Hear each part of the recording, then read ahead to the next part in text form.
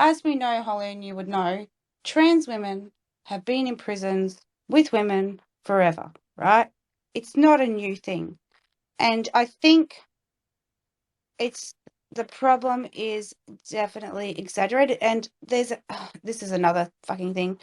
Women seem to be under the impression that even if we did get the Sexual Discrimination Act to clearly distinguish between biological sex and gender identity, and that somehow they would have new rights. I don't like, somehow they would be liberated, right? It's weird. There you go. So how many dudes get raped in prisons? Lots, I think that's a fight men have to do for themselves. We're not responsible for male violence against males. I'm not responsible for male violence against males either. Oh, I don't know. I think it's all your fault. I'm pretty sure it's your fault. I really appreciate Michael Flood talking about toxic masculinity. He does a lot of good research, and he's got a lot of males speaking out about abuse in the home. He's doing great stuff. You don't like Michael Flood? Oh my gosh! Oh, I thought you would. We love Michael Flood, even though he's a dick, but I love his work. Heard he's a swinger, but I won't hold that against him. So, Chad, you said something earlier about the recent episode, not the last episode. I haven't listened to that. The most recent episode when you're talking about the judge, okay, and that the podcast was more popular because you had me on it. I'm just saying. Do you want to have a laugh? Yes. So I was telling Kylie and the gang how after Kylie came on the podcast, I had about a dozen. Now it's up to about a dozen of my more conservative listeners because I stay away from culture wars. I get a bit of everyone from different sides of politics. Anyway, so a bunch of my conservative listeners DM me saying, Chad, what are you doing? Who is this radical feminist on your show? Where did she come from? And some of them were sending me, not that many, a couple of them were sending me quotes like, what the fuck? What does that mean?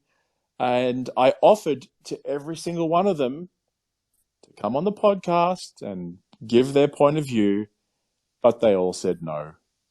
So case closed. What were the parts they wanted clarifying? Because that's what I said too. I gave you a couple of examples, Kylie. What was it? It was when it was about the whole idea that when industries are in their infancy and they're dominated by women, they generally attract sort of lower pay. And then men get a hold of the industry as it starts to mature, and that's where that industry becomes more highly valued. And well, that was Kylie's thesis, right? That it becomes more highly valued because it becomes a male-dominant industry, right? Like, for example, IT, which originally had more women involved at that sort of those seminal stages when it was sort of, blossoming, if you like. And then, obviously, it's the behemoth that we know now, and it's highly male-dominated. So I think the pushback, or one of the pushback arguments, was that it's a matter of scale that is a derivative of that the value is derivative of scale rather than the dominant sex. So I'll have to think about that one. I think in general, I'll give you this hot take, which you can attack me on. I think in general, most of the talking points here and elsewhere, here we go, are oversimplified. Come at me. What? No. Yep. Like, for example, and I'm happy when I say this, I don't mean like gotcha, right? Please don't misunderstand me. I'm happy to be educated, and I mean that sincerely, on any of these topics. But I just, what I need clarification on, right, is when, and I say this with respect and with sensitivity, of course, when you talk about these sort of specific centers, for example, a domestic violence center, I can understand on face value why there could be a problem if there are men present. But where I think I have an issue, and again, happy to have this discussion, which is what we're doing now, is this idea that the sheer presence of a male is a threat. Now, again, I can understand that in specific scenarios, if you're the recent victim of domestic violence, that could be triggering for you, and it could obviously affect your mental health, quite seriously. But I think the idea that the sheer presence of a male is offensive and somehow dangerous, I would push back on that and ask you to define the nature of the threat in material terms, not just, oh, male's there, makes me feel bad. I hope that makes sense. Yeah, I think that makes sense because, okay, I'm going to go first, Bianca, sorry. Just make sure you mention the male gaze, okay? Yeah, okay, so because, okay, this is there doesn't have to be a threat, okay? So this is, I think, a blind spot lots of men have. So, like Bianca said, the male gaze. Women do actually a male in your space changes the dynamic. And this is something I think we can have a longer conversation about another time. It's women, okay, we have research where I'm sure surely you know about this. When we have research when there's, say, like 10% males in the room and 90% women. When you measure that, men talk like way more. Like they take up way more time talking, they take up way more physical space. They will subconsciously dominate, okay? And you've used words like mansplaining and stuff. Like, it's an actual phenomenon. Like, women do this shit too, okay? But women will subconsciously capitulate to men, not because they're going to literally physically harm them, but we know instinctively we will get punished for in any way possibly damaging their ego. That's why, and it's hard to explain, and I think it's hard to get your head around because it's not a rational, it's not something you can understand rationally. We often play dumb.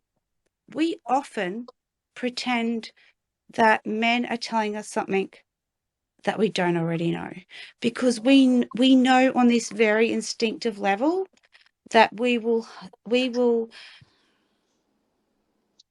cause some sort of slight or damage to them where they will, it doesn't have to be physical, but where they will dislike us. Okay. Where I mean, this is something that this is what women learn, and they know it instinctively. When women have their own space, it frees them up to not have that social conditioning in the room with them. And that is like essential, as far as I'm concerned, for women connecting with other women, for women understanding the politics of their personal lives. And this is why this phrase, and obviously because of male violence, but this is also goes to the second wave feminists and how they unpacked this shit and they could identify these things in their personal and public lives about the way they behave or the way they capitulate to men's egos and feelings all the time, and that having that space frees up their psyche so much. It's hard to it's not something you can explain in one space. It's like a whole new understanding of the world, and I think men could understand that on a cognitive level, but I don't think that they could really ever get that concept. And this is and even if they don't need to, they just need to respect those boundaries. So women want to have those boundaries, and that's okay, because it's not a threat to you. If it is a threat to men for women to have those boundaries, then when it's no nothing off men's backs for women to have them, like, then why would they be? So, like, this is the whole thing when we say we put a boundary up, wherever we put a boundary up, men will cross it.